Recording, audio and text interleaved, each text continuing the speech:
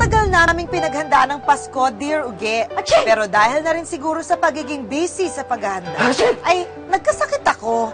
Nahawa ang asawa kong si Elmer at gano'n na rin ang anak naming si Trisha. Merry Christmas! Christmas! Merry Christmas! Merry Christmas!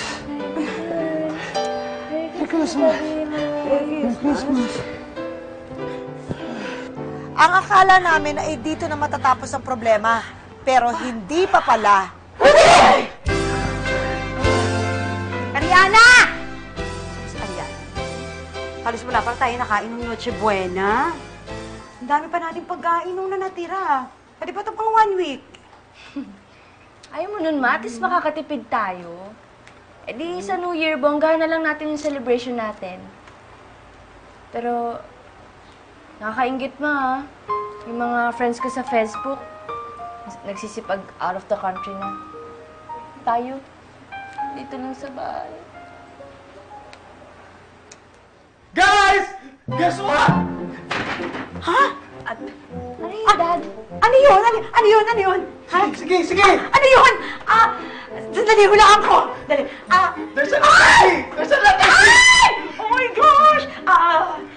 Is there a letter Z? Wala! Ano nga? Ano? Sige, wait. Nasa dulo lang ang bila ko. Tingnan mo. Ano nga kasi, natatandaan niyo yung kliyenteng kinukwento ko sa inyo? Oh. Hindi lang isa yung kotseng bibilin niya, kundi 3! 3? Ba yan? 3 lang? Ma, 3 yun? Wala ka ba yung 3? Manaabalahin mami mo sa mat. Kaya sasakit ulo niyan eh. Pero, Daddy, ibig sabihin ba nun makakapag out of the country na tayo? Yeah! Yun ba gusto niyo? Yes! Ayun! Since malaki makukuha ko komisyon. Oh, sige na. Mag-book na kayo. Mamili na kayo ng bansa na gusto yung puntahan dahil hindi tayo nakapag-spend na Christmas na masaya. So ito, New Year's sa ibang bansa tayo. Okay, guys! Ay, magbubuk na ako. Alam ko na. Japan. Sa Japan tayo pupunta. That's Oo. my dream! Oh my gosh! Okay, Japan. Okay, Japan. Papabook na kayo, ha? Okay, okay. Bibihis lang ako. Wait. Saan ka pupunta, Ma? Ay. Bakit may muffin? Bibihis? May muffin? Wala kang pakialam. Bakit? Favorite ko to, no? Tinan mo nga, oh. Di ba? Naka-reserve na. Oh, Ma'am! Bakit? Fully booked ng Japan. What?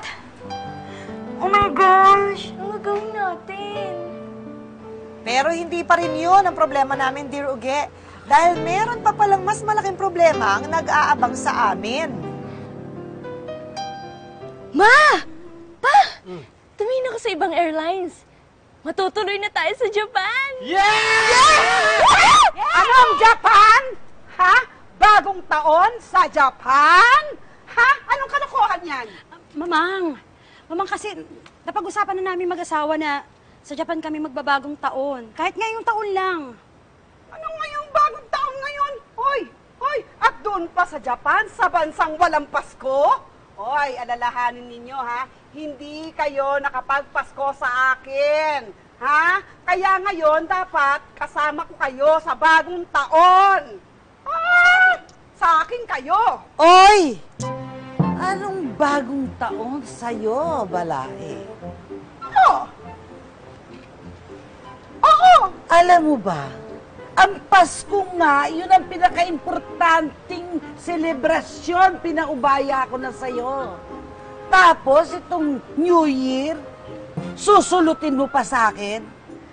Aba, Oo nga, alam ko, yung Pasko sa akin. Kaya lang, nakarating ba sila sa akin nung Pasko? Di ba? Hindi.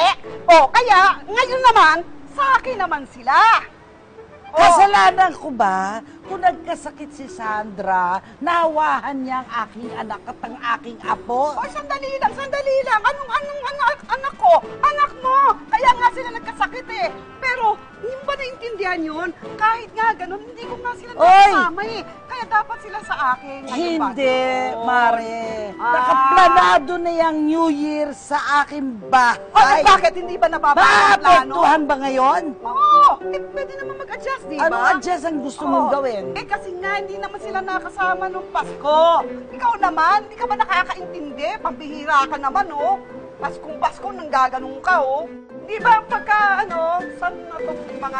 Napakakutata mo. At yun na nga, Dear Uge, ang pinakamalaking problema ang sinasabi ko sa inyo. Nakakaloka! Sino ba ang susundin namin? Ang biyanan ko, ang nanay ko, ang puso naming mag-anak.